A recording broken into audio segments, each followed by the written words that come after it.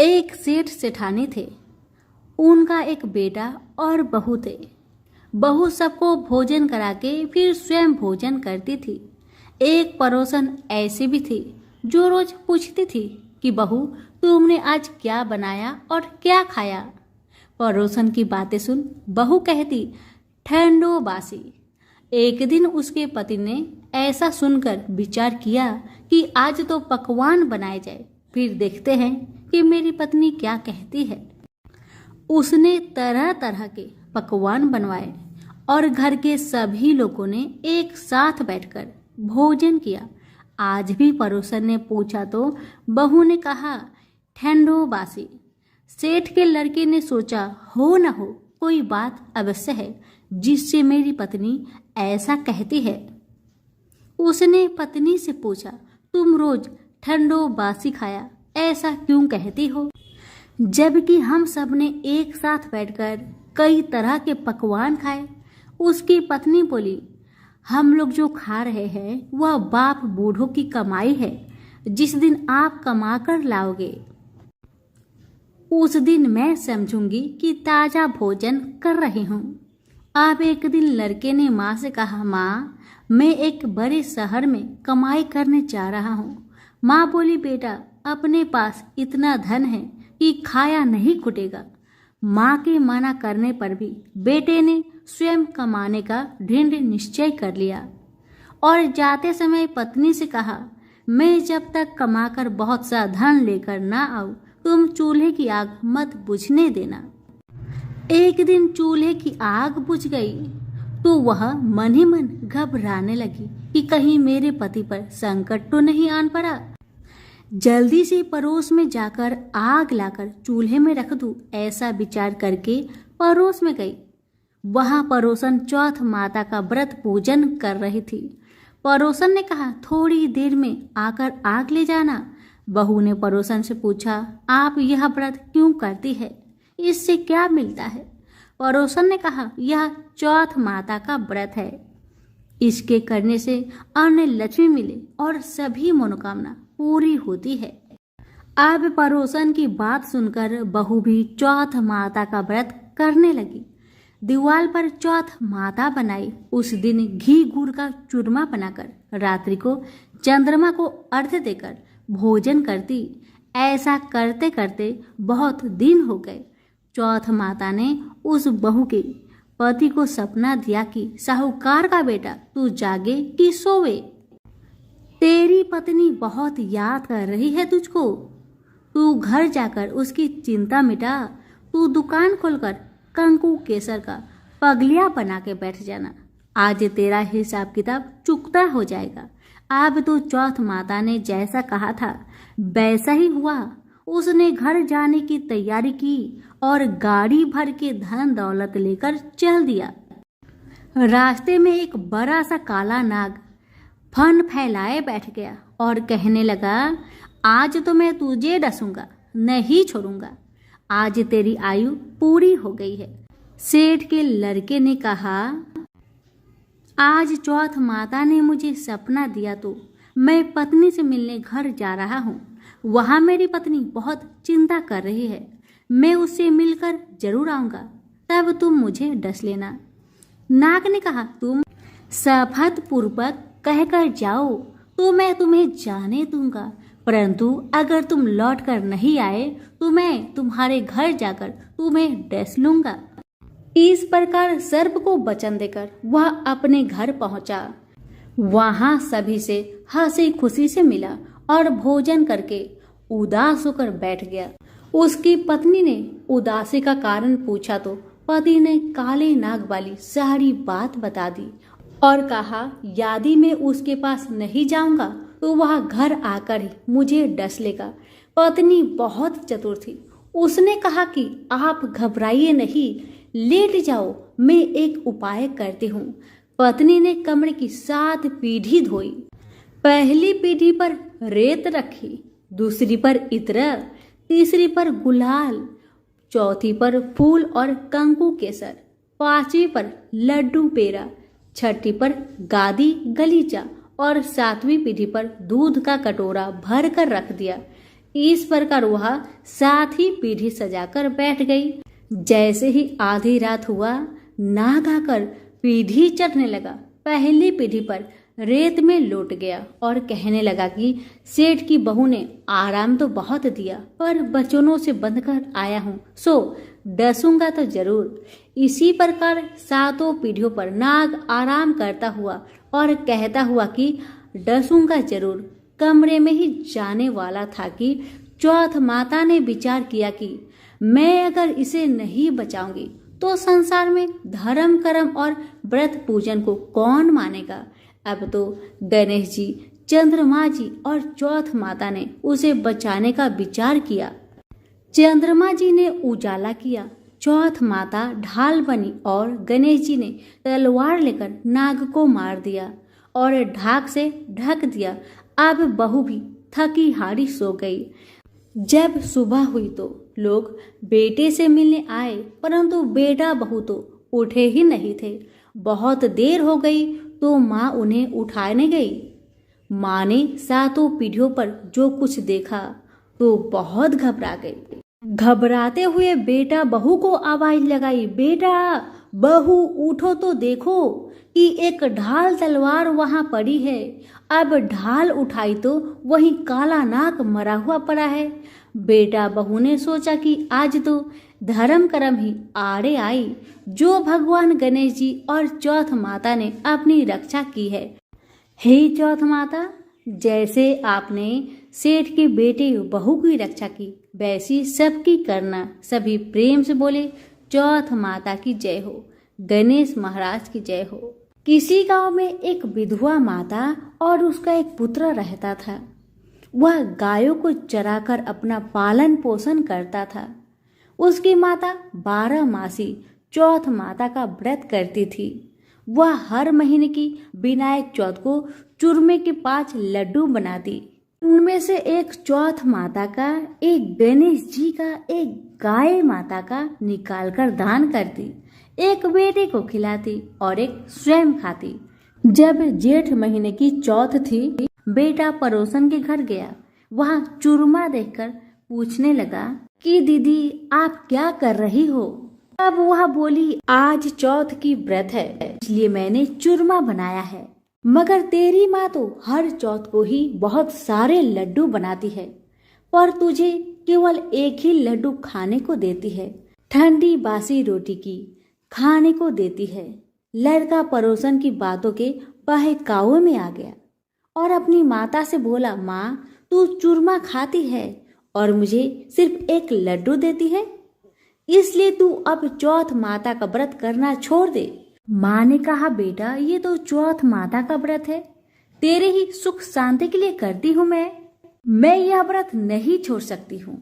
यह सुनकर बेटा नाराज होकर विदेश जाने लगा।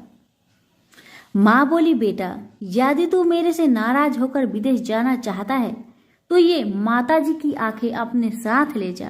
यदि तेरे पर कोई संकट आए तो चौथ माता और विनायक जी का नाम लेकर इन्हें डाल देना, तेरा संकट दूर हो जाएगा। लड़का आंखों को लेकर विदेश चला गया। रास्ते में उसे एक खून से भरी हुई नदी मिली, जिसे पार करना संभव नहीं था। लेकिन उस संकट की घड़ी में उसे अपने माँ की बात याद आई और उसने एक आंख चौथ माता का नाम लेकर उस नदी में डाल दिया और कहा, हे चौथ माता, यदि आप सच्ची है और मेरी माँ मेरे लिए ही आपका व्रत सदा करती है, तो यह नदी दूध और पानी से भर जाए और मुझे रास्ता मिल जाए।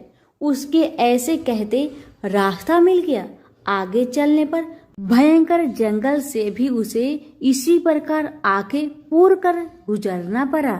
आगे चलकर एक नगर में पहुंचा। उस नगर के राजा के यहाँ रोज एक मिट्टी के बर्तन का आवा पकता था।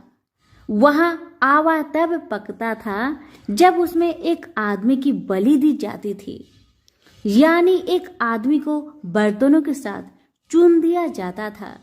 उस लड़के ने वहां जाकर देखा, एक बुढ़िया माई आटा पीसते जा रही थी और रोती जा रही थी। उस लड़के ने इसका कारण पूछा तो बुढ़िया माई बोली कि बेटा, आज मेरे इकलौते बेटे का इस आवा में जाने का नंबर है। तब वह लड़का बोला, हे बुढ़िया माई, तू मुझे जल्दी से खाना खिला दे, तेरे पुत्र की जगह में मैं जाऊंगा।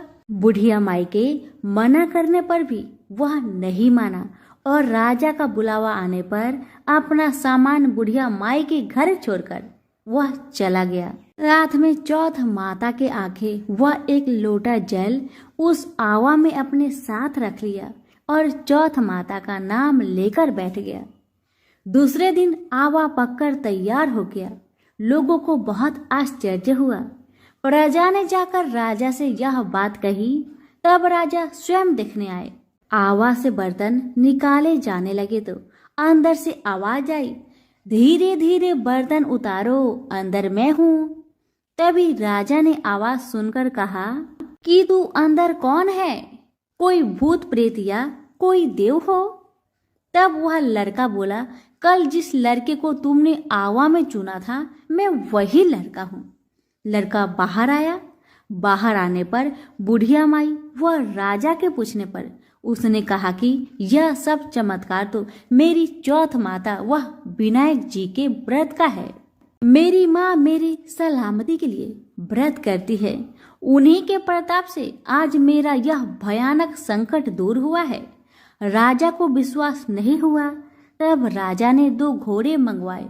एक पर स्वयं बैठा और दूसरे पर लड़के को बैठाकर उसके हाथ पैरों में जंजीर बांधी और कहा, यदि तेरी चौथ माता सच्ची है तो यह जंजीर मेरे हाथ पैरों में आ जाए। लड़के ने चौथ माता का आंख पुकार कर कहा, गणेश जी महाराज, आप ही मेरी रक्षा करना। इतना कहते ही भगवान की कृपा से वह जंजीर खुलकर राजा के हाथ में जा गिरी। राजा, रानी व प्रजा ने चौथ माता का चमत्कार अपनी आंखों से देखा। उसी दिन से वे सभी चौथ माता व विनायक जी के परम भक्त हो गए। राजा ने अपनी राजकुमारी का विवाह उस लड़के के साथ कर दिया और बहुत सारा धन वैभव देकर उसको विदा किया। अब वह दोनों वर वधू अपने गांव पहुंचे तो लोगों ने जाकर बूढ़ी माई को बताया कि तेरा बेटा बहू को साथ लेकर आ रहा है। वह बोली, अरे नहीं, मेरे भाग्य में बहू बेटे का सुख कहाँ है? वह ऐसा कह ही रही थी कि दोनों जने उसके पैरों में गिर गए और बेटा अपने माँ से माफी मांगने लगा और कहने लगा कि यह सब चौथ माता का ही कृपा है कि आज मैं तेरे सामने खड़ा हूँ। उसके बाद उसने सारी नगर में ढिंढोरा पिटवा दिया कि सारी सुहागिनें बेटे की माँ हो सके तो लड़कियां भी चौथ माता का व्रत करे और हो सके तो पूरी 12 महीने की चौथ करे, नहीं तो 4 बड़ी चौथ करे, नहीं तो 2 अवश्य करे। हे चौथ माता, जैसे आपने बूढ़ी माई और उसके बेटे को दिया, वैसे सभी कहानी कहने और सुनने वाले को देना। प्रेम से बोलिए विनायक जी की जय हो, चौथ माता की जय हो। एक नगर में एक बूढ़ी माई रहती थी। वह अपने बेटे की सलामती के लिए 12 महीनों की चौथ का व्रत करती थी। हर चौथ को पंसारी से थोड़ा सा गुड़ और घी लाकर 4 लड्डू बनाती, एक बेटे को देती, एक से पूजा करती, एक हाथ कार के लिए निकालती और एक चांद उगने पर खुद खा लेती। एक बार उसका बेटा ताई से मिलने गया। ताई ने आश्विन मास की चौथ का व्रत रखी थी। लड़का कहने लगा, ताई मेरी माँ तो 12 महीने की चौथ करती है। लड़के की बात सुन ताई बोली, तेरी माँ तेरी कमाई से तर माल खाने के लिए 12 चौथ करती है। तू परदेश चला जा, वह एक भी चौथ नहीं करेगी। लड़के को लगा ताई सच कह रही है। लड़के ने जैसे ताई ने बताया ठीक वैसा ही किया। लड़का जैसे ही घर आता है अपनी माँ से कहता है, माँ मैं परदेश जा रहा हूँ, यहाँ तू मेरी कमाई खाने पीने में ही उड़ा देगी। माँ ने बहुत समझाया, माँ ने बहुत रोका, लेकिन बेटा नहीं माना।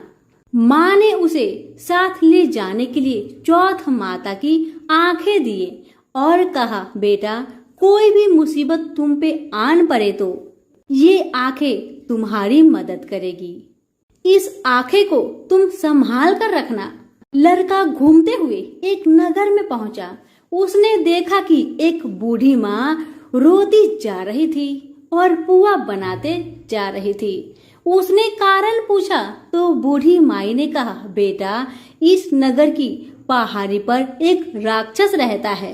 पहले वह हर नगर में आकर कई लोगों को खाने के लिए मार देता था।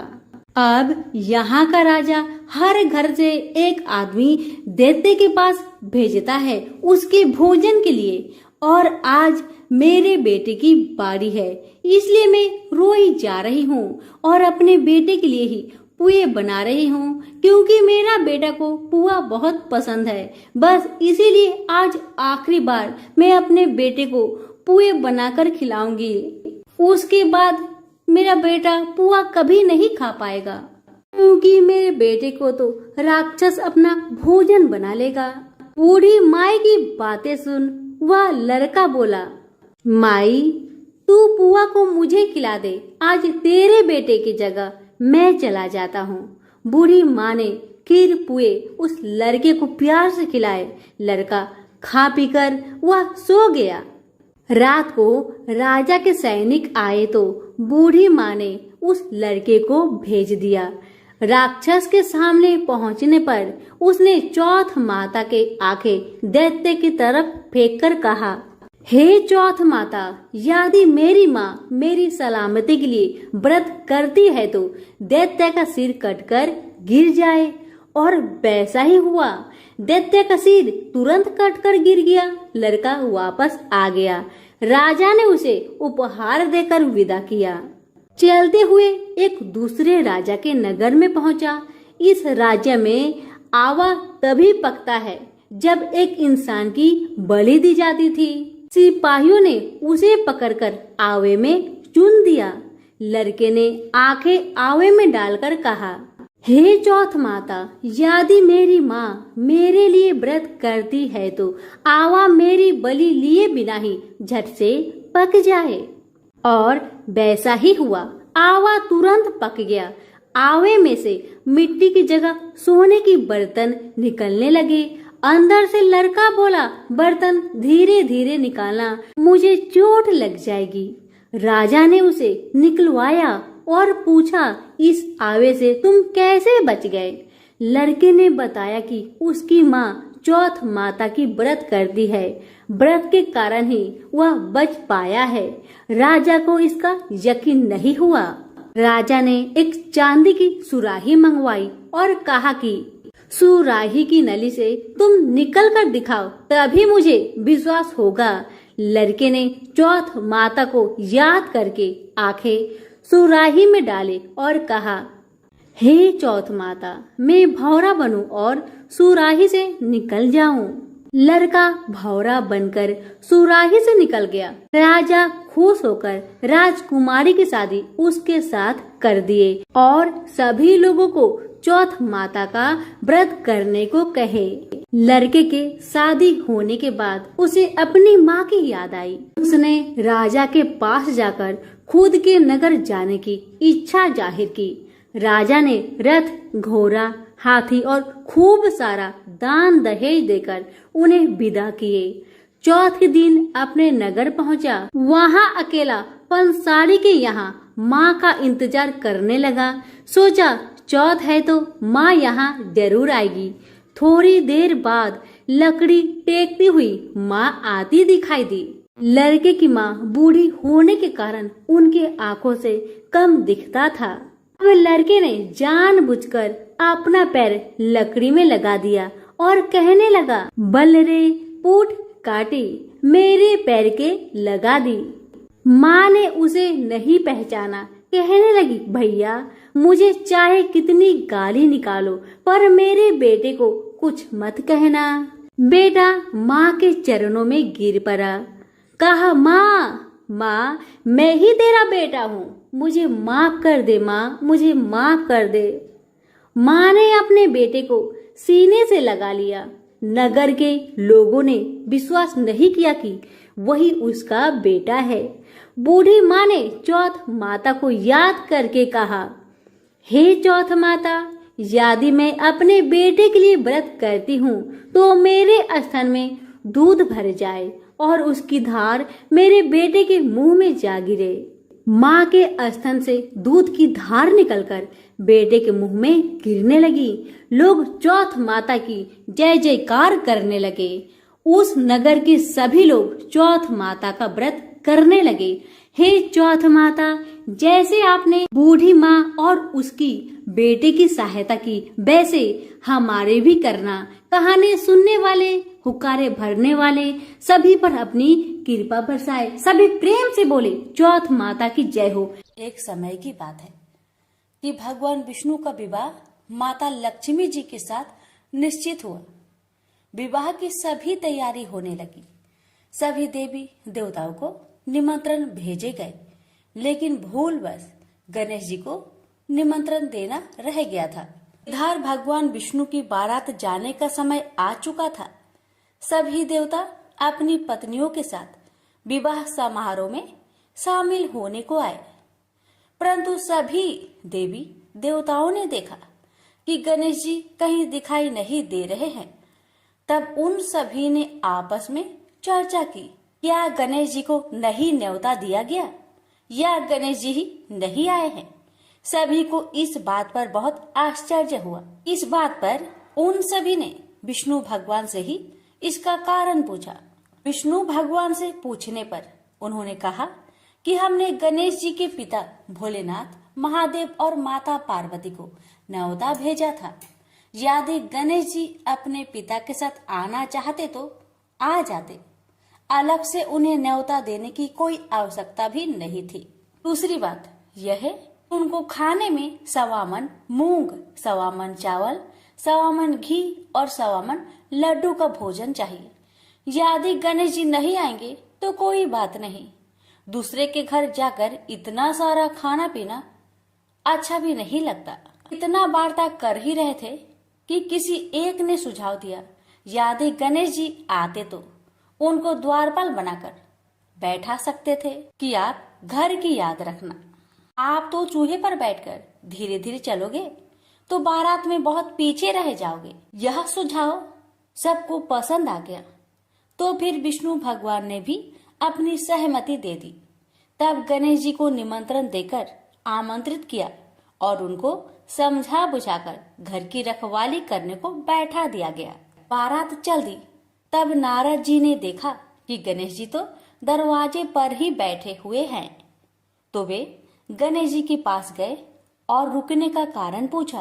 गणेश जी कहने लगे कि विष्णु भगवान ने मेरा बहुत अपमान किया है। नारद जी ने कहा कि आप अपनी मूषक सेना आगे भेज दो तो वह रास्ता खोद देगी, जिससे उनके वाहन धरती में धंस जाएंगे। तब आपको सम्मान पूर्वक बुलाना पड़ेगा। अब तो गणेश जी ने अपनी मूषक सेना को आदेश दिया, जाओ, और सेना ने जमीन पोली कर दी। जब बारात वहां से निकली तो रथों के पहिए धरती में धंसने लगी। लाख कोशिश की परंतु पहिए नहीं निकले। सभी ने अपने अपने उपाय किए, परंतु पहिए तो नहीं निकले, बल्कि जगह जगह से टूटने लगे। किसी को समझ में नहीं आ रहा था कि अब क्या किया जाए। तब तो नारद जी ने आकर कहा, आप लोगों ने गणेश जी का अपमान किया, जिस कारण यह विघ्न आ रहे हैं। यदि उन्हें मनाकर लाया जाए तो आपका कार्य सिद्ध हो सकता है और यह संकट टल सकता है। शंकर भगवान ने अपने दूत नंदी को भेजा और वे गणेश जी को लेकर आए। गणेश जी का आदर सम्मान के साथ पूजन किया गया। फिर रथ के पहिए निकलने लगे और यह संकट टल गया। अब रथ के पहिए निकल तो गए, परंतु वे टूट फूट गए थे, तो उन्हें सुधारे कौन। पास के खेत में एक खाती काम कर रहा था। उसे बुलाया गया। खाती अपना कार्य करने से पहले श्री गणेशाय नमः कहकर गणेश जी की वंदना मन ही मन करने लगा। देखते ही देखते खाती ने सभी पहियों को ठीक कर दिया। तब खाती कहने लगा कि हे देवताओं, आपने सर्वप्रथम गणेश जी को नहीं मनाया होगा और न ही उनकी पूजन की होगी, इसलिए तो आपके साथ यह संकट आया है। मैं तो मूर्ख अज्ञानी हूँ, फिर भी पहले गणेश जी को पूजते हैं, उनका ध्यान करते हैं। आप लोग तो देवगण हैं, फिर भी आप गणेश जी को कैसे भूल गए? अब आप लोग भगवान श्री गणेश जी की जय बोलकर जाए तो आपके सब काम बन जाएंगे और कोई संकट भी नहीं आएगा। ऐसा कहते हुए बारात वहां से चल दी और विष्णु भगवान का लक्ष्मी जी के साथ विवाह संपन्न करा के सभी सकुशल घर लौट आए। हे गणेश जी महाराज, आपने विष्णु को जैसा कारज सरियो ऐसा कारज सबको सिद्ध करिजो। बोलिए गजानन भगवान की जय। अब सुनिए चौथ माता जी की आरती। ओम जय श्री चौथ मैया, बोलो जय श्री चौथ मैया। सच्चे मन से सुमिरे सब दुख दूर भैया।